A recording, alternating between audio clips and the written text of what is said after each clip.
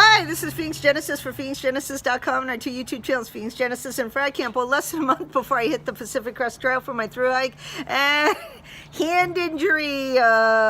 This one got jammed and the little pinky got dislocated. Almost painful thing. This is day 2. Fortunately, all that good nutrition and exercise has paid off and getting a lot of sleep. And it's healing up really nicely. I'm not taking any extra strength Tylenol today. And it was funny because when I needed to wrap it up yesterday to go out and train, I just can't take a day off at this point. And my boyfriend Steve's like, let me wrap it. And I said, no, if I'm on trail and my hand gets jammed or dislocated or broken, I'm going to have to do that. And I'm left-handed, which was particularly hard to wrap this up. I'm going to have to know how to wrap this up in an injury. And you know, I started thinking about this, and I think, you know, gauze or an ace Band-Aid is something kind of critical to take in your first aid kit, or at least, you know, the minimum, a scarf or a bandana that you could use to wrap up your hand. And you may want to practice, I started thinking as well, you know, wrap up your shoulder in a sling, wrap up your hand, wrap up your, you know, tape up your foot, and, you know, put a stick, make a tourniquet, and then practice setting up your sleep system. Because if you do get injured, it's going to be so critical, and you're alone, you know, solo on the trail, you're far from a town at that point.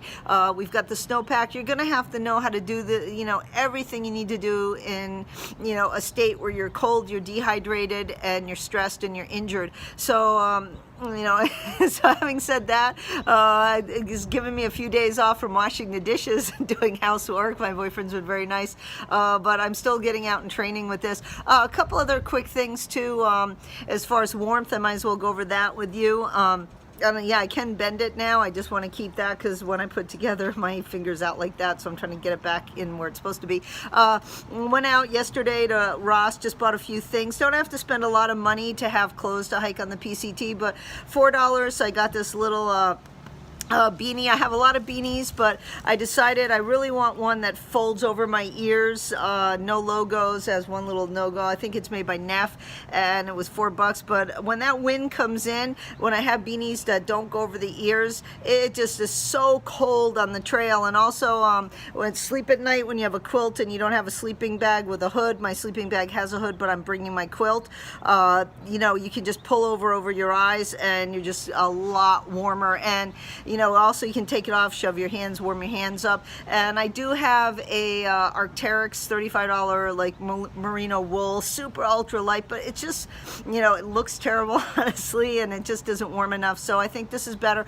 Also, I'm starting to hike with scarves, never did before, and I had a nice little cotton one that I love to death, but it is cotton. It's very hard to find, you know, scarves that on. I bought 2 military grade schmogs at the Army Surplus. Love those things, but again, they're cotton. And I was lucky in this one I'm sharing. I got this nice big polyester scarf at the dollar store, 99-cent only store. So if there's one near you, I think the 99-cent stores are still a West Coast thing out in the United States, but grab these. They had 2 and I bought both of them. They only came in this one color, but very, very nice. Now a scarf is supposedly the equivalent from Outdoor Experts of having a sweater, and with a lot less weight. And again, you're gonna lose so much warmth right here in the neck, and you could use it if it's hot. You can use it as a pillow. You can block sun in the desert.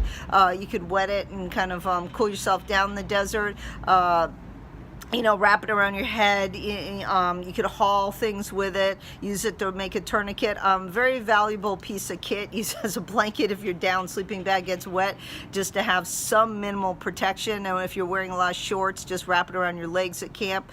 So I have this. What else I bought was I bought this really lightweight you know, polyester hoodie at Ross. This was I forget who makes it, but $6.99 I think it was. And I really decided I need to have something. My wind jacket has a hood, but I also wanted something else with a hood, because again, you know, when the wind comes, my head gets really, really cold. I'm hearing impaired in the left ear, and I have really narrow channels in my ears, openings for some reason, and it just, you know, I don't want infections in that ear and to make the tinnitus worse. so I'm definitely want something that is a hood. Also, this is good because it's so lightweight. I do have a lot of Nike thermal hoodies, but they just get too hot. This is something, if it got really hot and I wanted to block the sun, or I got sunburnt, I could put this, you know, on as well, just as a sunblock, because it's so ultra light, fast, super fast drying. I washed this in a creek, tied to my pack. It'll probably be dry in like an hour in the summer on the trail on a hot day.